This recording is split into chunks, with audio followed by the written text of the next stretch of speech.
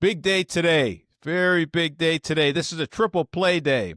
Not only are we recording on the feast day of John Paul II, as I said on Relevant Radio this morning, in honor of John Paul II, he's my friend and mentor. So very excited to be talking on his feast day about the Eucharist, number 2. And number 3, we have a guest with us. John Preiss is the director of the Fatima Family Apostolate. So we're going to be talking about our Blessed Mother. So we got John Paul II, we got Jesus in the Eucharist, we've got our Blessed Mother. So this is triple play day.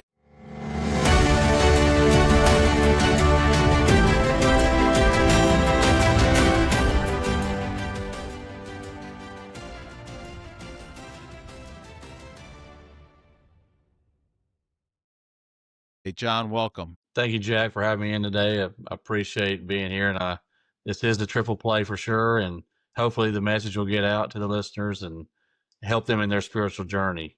Yeah, I'm sure it will. Well, you're an accomplished Catholic author dedicated to promoting the devotion of Our Lady of Fatima, deepening the faith of families worldwide. As a convert to the Catholic Church, you bring a passionate and personal perspective to this ministry. Your wife and you, Teresa, reside in Huntsville, Alabama. You have 10 children, so congratulations on that. So we've got a lot to talk about, John. So once again, welcome to the show. Thank you, Jack. Yeah, I'm blessed to be here. I live in Huntsville. I'm actually 1 mile from the Shrine of the Most Blessed Sacrament. My house is exactly 1 mile, so a lot of blessings come from that, for our family. So yeah, we're here. Bet you they do. Yeah, so we're here, and hopefully the listeners can come visit sometime. It's a beautiful place.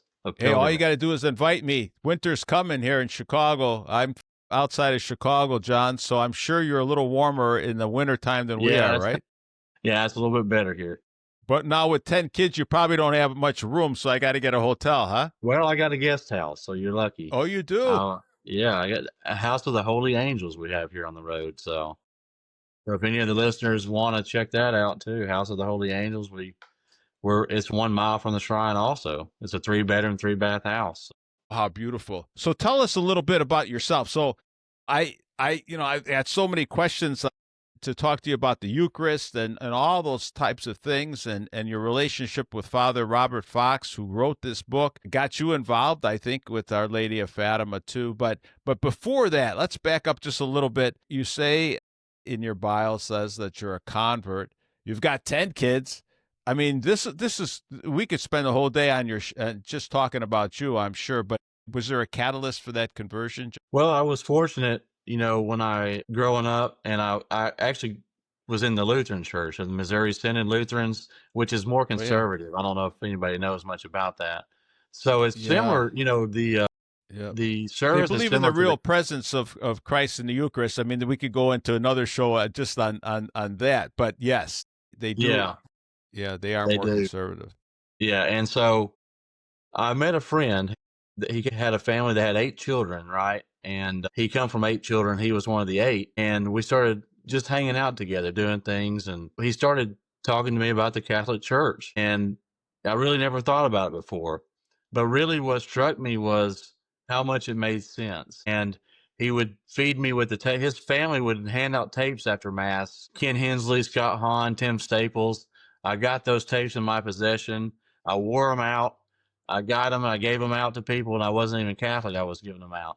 So isn't that beautiful? Really a big deal for me to hear the truth, hear things that made sense. And I think that's what we have to do as Catholics.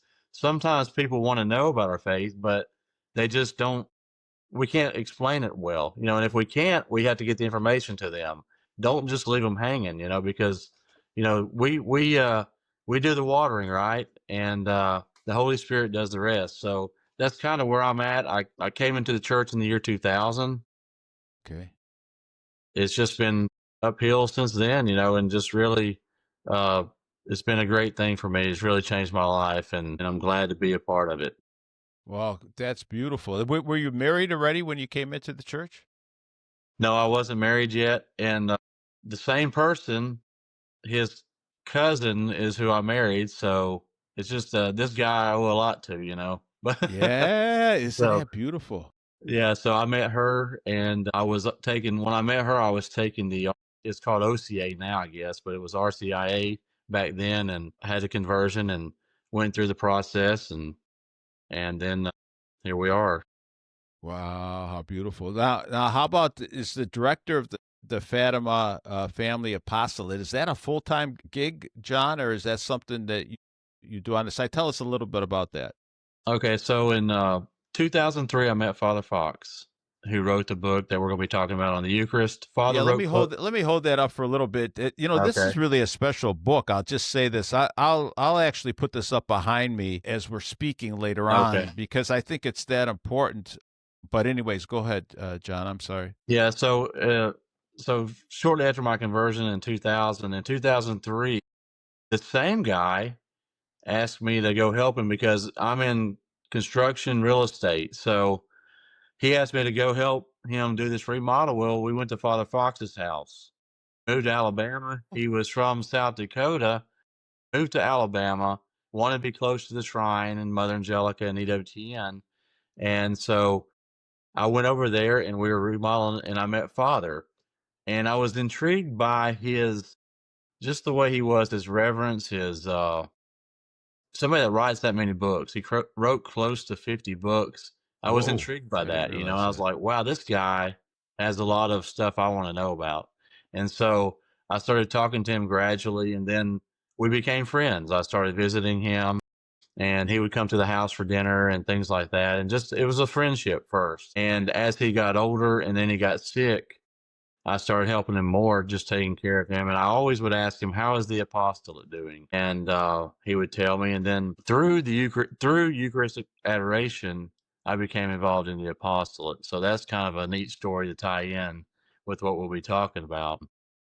I seen that Father was really stressed out. The apostolate was in Minnesota. Father was living in Alabama, and I just seen that something it was bothering him, and things weren't working out the way he wanted to. And went to Eucharistic adoration. I knelt down in the church.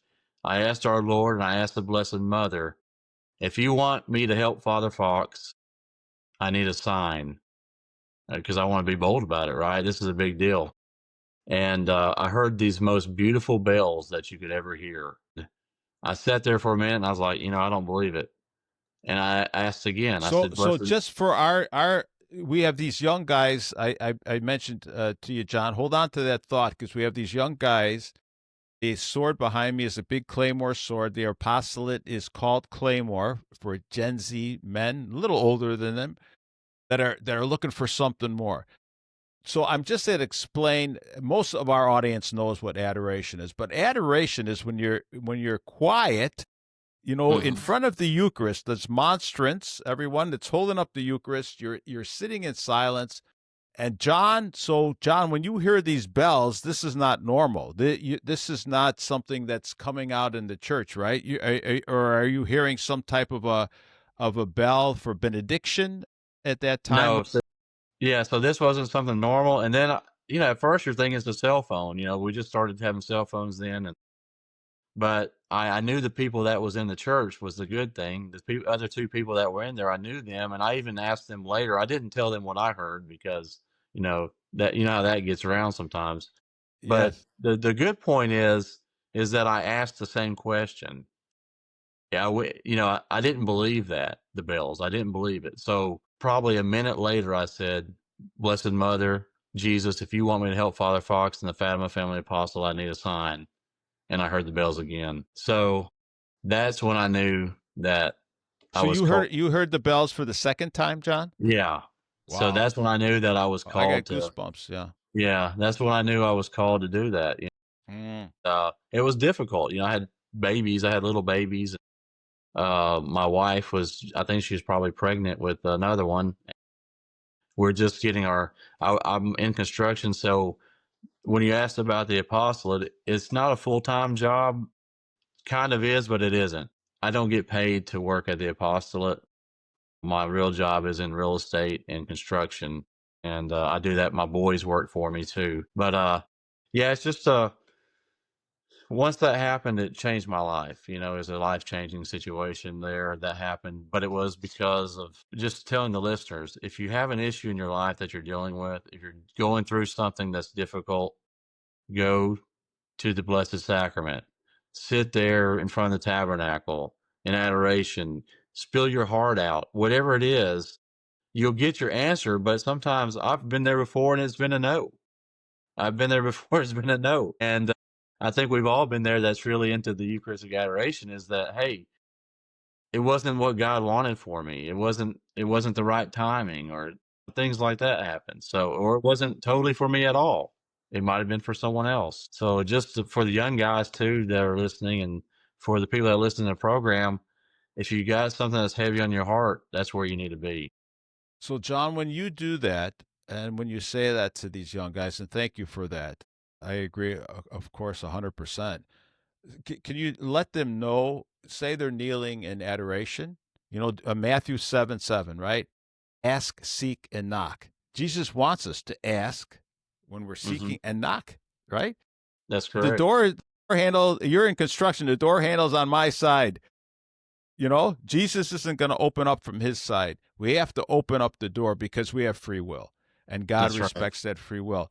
But he's going to come in. So after you ask, and when you heard those bells, are you sitting back? Give us just a little, again, pretend like you just came back into the church for the first time, and just take 30 seconds and just say, okay, this is what I do. Then do I sit there and listen? Then do I sit back? What? Give these guys a little gift, will you, John? Well, I think what happens is that you do sit back and you do listen, and you reflect, and you're thankful, and you're grateful. And I think that's one thing that we forget about, is that even in good situations, we don't give God the credit like we should. But even in the bad times, that when we're dealing with something, we're not really, God is, we got to be there even in the good times and the bad times. We got to be there in front of him and his presence. Now, the unique thing that happened with me that day was that I remember I kind of was dazed a little bit about it, and I forgot about it for probably a week or two. And then I was upstairs in a house that I was working on, and I was in the bathroom putting up a mirror above the vanity. You had the sink and a mirror there. And I was putting that mirror in, I get a phone call. We're going to ask you to join us by helping us get the word out. So if you could make sure you subscribe and then hit like, no matter which platform you're on. Remember that the Become Who You Are podcast is on audio, on any music or podcast app. We're up on Rumble, YouTube. You can find us on X. When you do subscribe, hit the like button. Couple things to share with people. Love Ed. Love Ed is just such an important apostolate. So it's within our apostolate, the John Paul II Renewal Center. This helps parents give the talk to their children.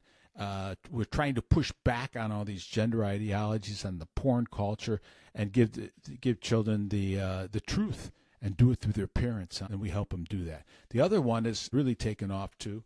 It's Claymore Militus Christi, Soldiers for Christ. That's where you see the sword behind me. That's the big sword. That's our logo for Claymore. That's a Claymore sword. And this is for young people, especially young men, Gen Z, high school, all the way through. Let's call it till they're 30 years old or so. They're starting to really understand that something nefarious, very toxic, is going on in the culture. And so they're stepping into the church, and we're discipling them. So we want to help get the word out about those things. And lastly, consider financially supporting us. Everything's in the show notes. Hey, God bless you. Thanks again. And I look down, and it's like during the day, and it's like Father Fox. He usually didn't call me during the day unless it was something important. So he calls me and he says, "Hey, do you have a few minutes? I'd like to talk to you about something." I said, "Yes, Father, I got a few minutes." I'm not going to tell him no, of course, So I said, "Yeah, Father, I got a few minutes." So he started talking, and he said, "I would like you to be the executor of my will and the vice president of the Fatima Family Apostolate." And I didn't tell him about the bells. Unbelievable. So that's why I continue to do what I do, even in difficult times. Yes, I would like to be compensated financially. I'd love to do this full time. I'd love to do radio shows with you all day, if I could, if it paid my bills. Yeah. I love that. That's what I love this part. I love it, and I love that people are being touched. We have a museum here in Hanceville, the Father Robert J. Fox, Our Lady of Fatima Museum. We have people from all over the world that will stop in and visit. It doesn't do that well, but it does well enough to where when you speak to somebody and they leave and they're like, I never heard of that before, or they were touched, that's when you know that you just do it. You just do it, and God will provide in some way. And that's just what I've been doing, with the apostolate for the last, since Father had passed away, since 2009. Wow. And you're right. He will compensate you in other ways sometimes, Maybe you'll get an extra contract or two, through the work that you are doing. Maybe you'll get sick less often. I found that in my own life, John, that again with the John Paul II Renewal Center, we're always scratching for dollars and things too. We're up against Satan with his billionaires, and we're always, but somehow it works, and Yeah. somehow he lets me drive my car a little longer. He lets whatever, and he does compensate. It's amazing. So thank you for sharing that. And I'm going to get down there. You got me intrigued now. So did you move the center? Did you say from Minnesota? Did you move it down to Alabama now? Okay, so what happened after that is we decided to move it. I told Father it'd be better if I was close by. Minnesota doesn't do me very well, and we didn't have, financially, it would have been a big strain to fly back and forth and check things out. So Yeah. I said, Father, I can build a building. Let's go find some land downtown. And so I did. I built a center, a Fatima Family Center downtown. But we're like, at the time, we're like 4.5% Catholic here. Now we're about 6%, 6.5%. So it really wasn't something that worked out well there. So Yeah. we use the building now. I have an office there, and we rent it sometimes. We'll use it for like events for homeschoolers and Yeah. things like that, and dances and stuff like that. And we'll also rent it sometimes for quinceañeras for the Spanish people. And then, but we have this museum here that we kind of coordinate and meet people and do things here too more. So, but I was hoping it would work, and it still could be something there that could work if I really could put the effort in that I need to put into Hmm. it. But it's still there, and like I said, I have an office there, and Well, send me the links. We make sure we get your contact information. You send me the links to there so people can check that out and maybe financially help you too. So that would be awesome to do. Let's move into Father Fox. You told us how you became involved now with him. So what's the mission first of all with your Fatima Family Apostolate?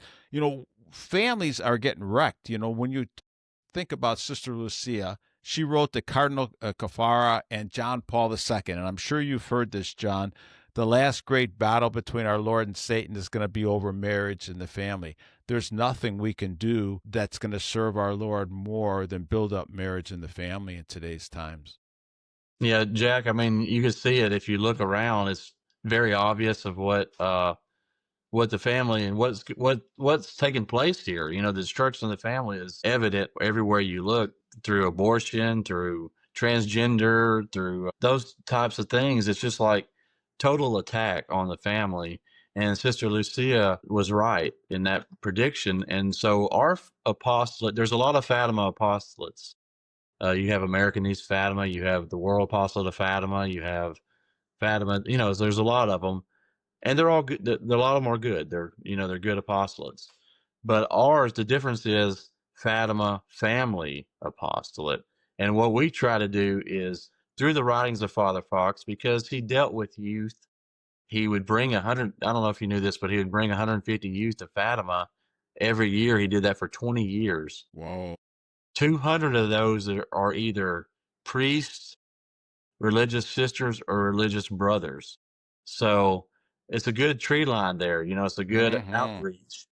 But I can't do that anymore. I'm not a priest, and I can't travel to Fatima every year. But we can get them the information. We can get families information. Father wrote a lot on family life. He wrote on like audios. He even had audios teenagers in the Ten Commandments, things like that. Story time for children, the 90 lives of the saints for the children. So our whole apostolate is geared towards family information. We have some Wow, rare. that's exciting. Very exciting. And that's exactly where you need to be. Just take it where it is, John, and just keep plugging along because look at the battles are so intense right now with families. You already mentioned, the two pillars, of course, abortion, and then this redefinition of marriage to mean everything. And then, of course, it's meaningless. It means nothing then. And we're seeing the destruction really with young people. We have a high school apostolate that goes out and does high school retreats and things like that. And those kids so many of them are so lost, so searching. And we have to be there for them. Nobody else, it seems like it is. But my point is this. We can't expect this to be easy, John. We find this with the John Paul II Renewal Center.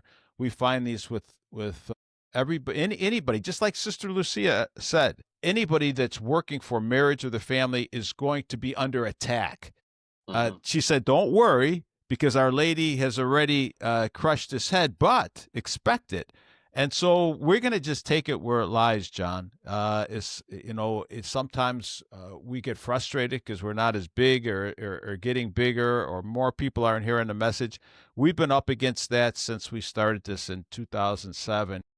And it's because you think there's something you're doing. It's the culture is just pressing in and pressing in and pressing in. And we just have to keep those seeds alive. We listen and we do the best we can. And like you said, let the Holy Spirit work through us and do what he will. Yeah, that's right. I mean, and really with the family, the big part and the big issue is the parents. The father not being present is the 100%. number one thing that we're dealing with today with the ones that the people that I encounter and and then, the other problem is like finding, like my children, especially too, are getting to that age of finding a good spouse or somebody that, has moral, it's just a sad state right now that we're in. So it makes the mission stronger because like Father wrote a book on masculinity. We need to get that, that needs to be out there more. Femininity, we need to preach that more. It's just, we've lost something there, that disconnect. And so you see the children today, and it's good families. I've seen families that they have 8, 10 children and there's a disconnect in there. And it's just sad because you think they would go to mass every day almost and make holy hours. There just became a disconnect. And it's just because the father, you can go and do everything inside the church, and that's great. But the father has to be there in the home, regardless of what his work schedule is. The mother definitely has to be present. So it's the parents, a lot of this falls back on them. And so I think that's what we have to really work on today. You know what? You're 100% right. 43% of all the children born, 43% of the children born in the United States today are born out of wedlock. I think it's the biggest percent in the Western world is here in the United States. We see this attack. If you kill children in the womb, but if they get out the door, these gender ideologies are after them. We have this pornographic culture, getting back to what you said. You can't even find a good spouse. My heart goes out to these young people, but we can't give up, and we have to have faith. And that's why I wanted you to talk about adoration a little bit. When these people are searching for a spouse, when they're searching for answers, to go to Christ himself and listen, right? Speak to him, tell him everything that's on your heart, and then listen. And that's what we do when we read scripture, right? So you're right on 100%. But we know this is going to be a battle, John. All I could say to you is don't give up, brother, because we need each other, and Christ is going to work with us. He's not going to leave us, but we're having problems in the church all the way up into the Vatican, confusing signals coming on. But John Paul II and Vatican II called up the universal call to holiness of the laity.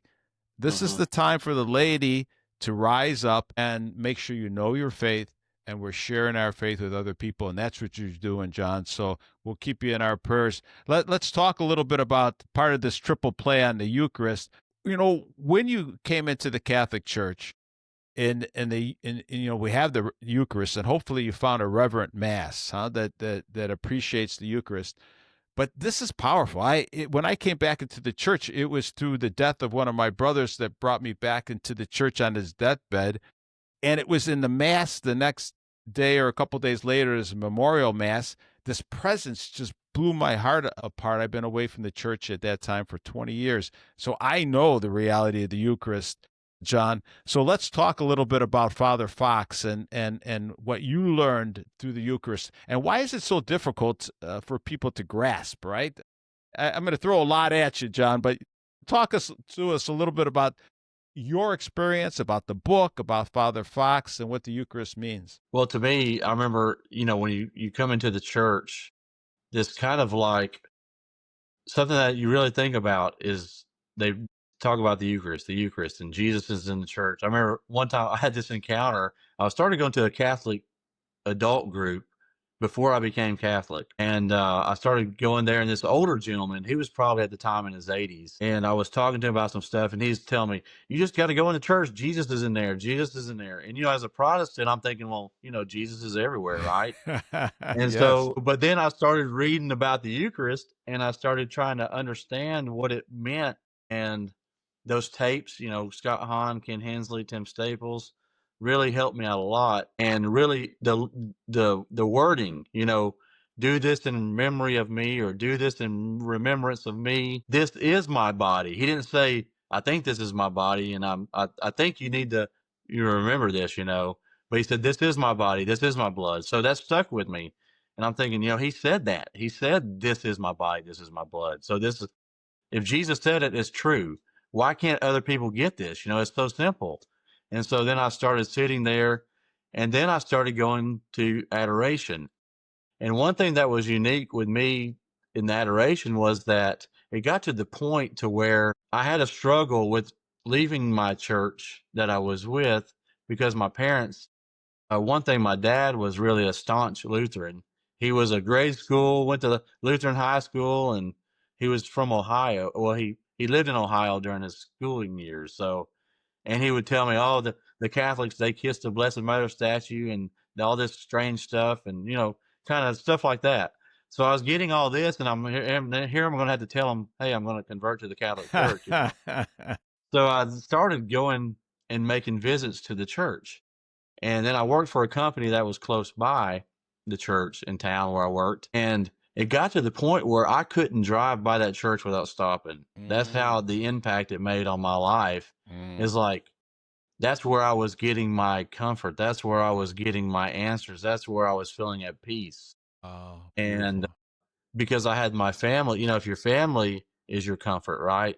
You feel like your family is your comfort. But when you start going against what they were teaching, you feel alone. And so where do you go when you feel alone? You go to Jesus. And where's Jesus? He's in the church. He's in the tabernacle. He's in the monstrance. He's at mass. So that's what I started doing. It was like, it was like that tabernacle, and there was like this big magnet, and I was a piece of metal, and it's just drawing me. I mean, it was like that for a long time. And then, as I converted and came through, kind of dies a little bit, and you got to rekindle that. That's one thing that I think as Catholics, as we move on in our journey, is, okay, I've done all that, and I go to mass on Sunday, and that's okay. No, you have to rekindle your faith on a daily basis and grow in your spiritual journey. You can't just expect Jesus to throw something at you, and if he does throw something, it's usually not he allows something that's not great to happen that brings you back. So I would rather keep going and keep in tune with him and keep in touch with him, and that's where I feel at peace with him.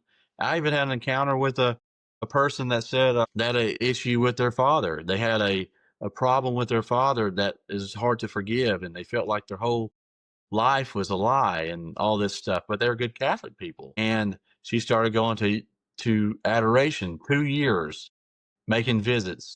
It could be 10 minutes or 20 minutes or 30 minutes or an hour for 2 years. And after that 2 years, she was pretty much healed of that feeling.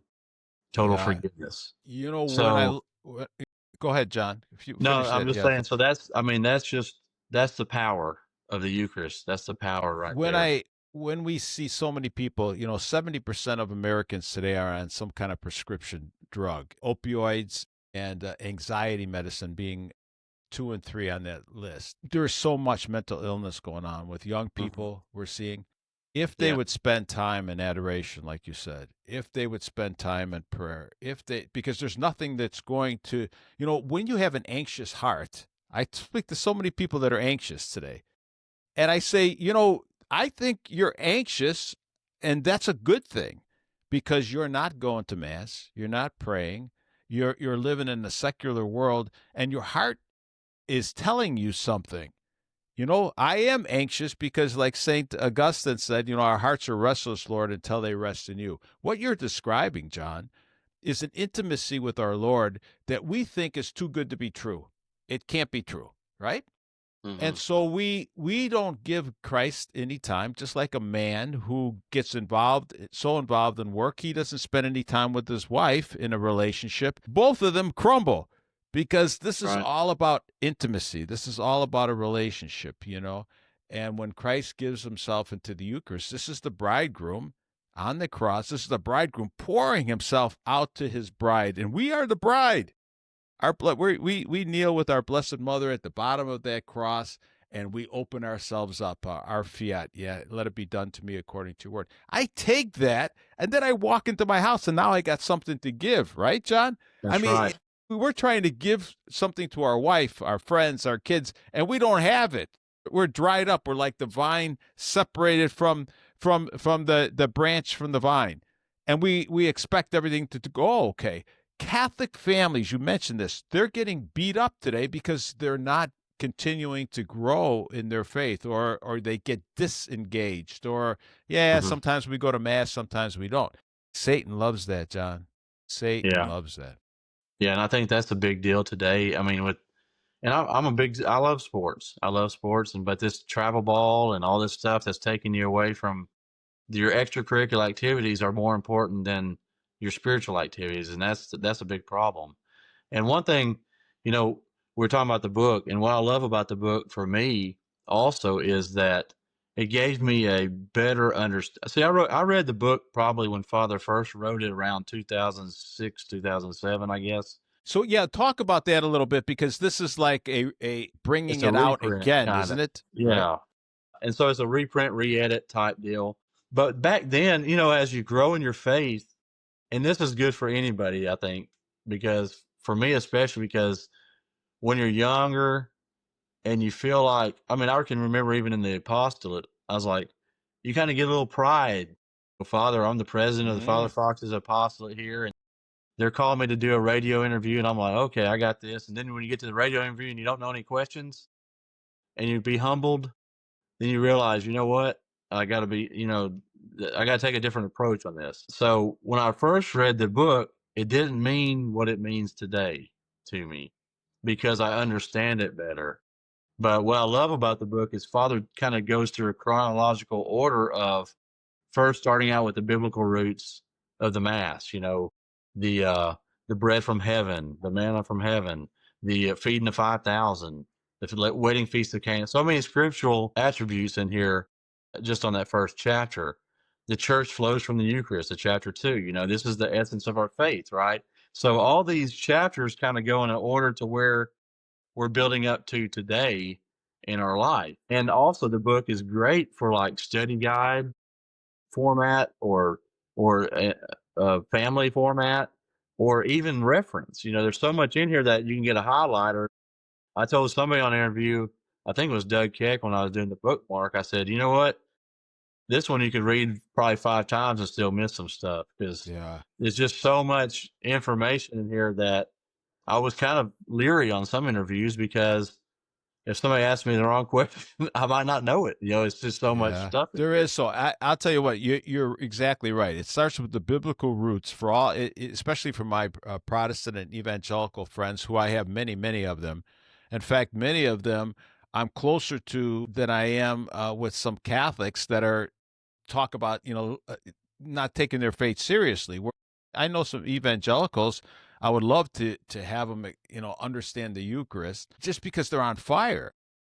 That's these right. people understand what we're talking about here. They're pro-life, they're pro-marriage in the family, they're pro-patriots, they're pro-country. And so I can do more with them, John, that I can do with some half-sleeping, apathetic Catholic in a pew behind me. And I don't mean to be flippant or anything. Well, I mean, basically, you need some Charlie Kirk Catholics, Charlie Absolutely. Kirk Catholics. If we can get some young people that knew the faith like he knew his faith and what was going on, we wouldn't even have a discussion today, probably, And because and it and would John, infiltrate so quickly that there, because the fire, it's just a fire too, that if you could tell when someone really loves their faith or into it, that it's attractive. It's 100%. attractive. 100%. And I was going to mention to you about Charlie Kirk. Thank you for bringing him up because he's a true martyr. He's a true martyr for the Christian faith. And I noticed the last couple months, I suppose, of his life, he really started to talk about the Blessed Mother.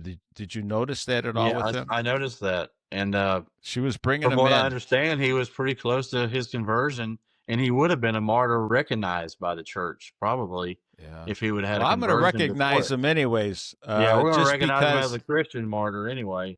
we sure will. We sure will. And he was honoring our Blessed Mother in his own way and saying, hey, we have to take her more seriously in Protestant and evangelical circles. And I don't think that was by accident. Do you, John? No, I don't think so. I think it's just it was just all this was allowed to happen for a renewal. But Yeah. as Catholics, we had to step in and bring our part in, which is the Eucharist, right? That's what they don't have that they need. If they had that fire that they have and had the Eucharist, it would be unstoppable. The world would be a different place. One thing, one thing I want to share with real quick is about Fatima and the Eucharist. Father brings that up too. And Father actually was friends with a priest in Fatima that was the nephew of Sister Lucia. And Wow. so one of the things that Father asked the priest to ask Sister Lucia, he asked her, what was the most important part of Fatima for you? And she said, when the angel gave us the Holy Eucharist, that was the most important part, because that's when we saw things differently. We Mm, saw the world differently. We saw mm. ourselves differently. And it gave us the grace to, and it was purposely done because of what was going to happen in 1917 when the Our Lady appeared. But the neat thing about if you see all the pictures, and Lucia described this, is that the reverence for the Eucharist. They're all kneeling down, bowing with their heads to the ground. Even the angel was bowing. And so that's one part of the book that really struck me, was when Father talked about, and I didn't realize this as a Protestant too, because you just don't think about these things, but the attendance at Mass. So if you're at Mass, at every Mass, the angels and the saints are there. And you're like, wow, this is big, the big celebration, the sacrifice, the holy sacrifice. And I didn't really realize that until I read the book and just really thought about it. I probably knew about it, but I didn't think about Yes, that's so beautiful. Hey, John, we're going to wind up, but we got to wind up here. it. Okay. So many questions and so many more things we could talk about. I would just say that second part of that book, the second chapter, I mean, you could spend, like you said, weeks on it. The church flows from the Eucharist. It puts everything that we're talking about together in that one chapter. You could spend a lot of time meditating on that. It's so beautiful. John, we got to get you back on again. I'm gonna reach out to you, hopefully, soon, and we get you back on for part 2 of this. Give us your contact information if you don't mind. How they can learn more about the Fatima Family Apostolate. Where can they reach Okay. out to you? Yeah, they can go to fatimafamily.org. And then also for the book, you can get it at Sophia Institute Press, and you can get it at EW10RC.com. So, Very good. Great. And I'll get those in the show notes, everybody, so you'll have everything in the show notes. We got to run. I'm coming up against a time thing. John, God bless you. We're going to keep you in our prayers, keep you in our, and keep us in your prayers too, will you? we will. We'll put you in our rosary, family rosary, okay? Hey, thank you so much.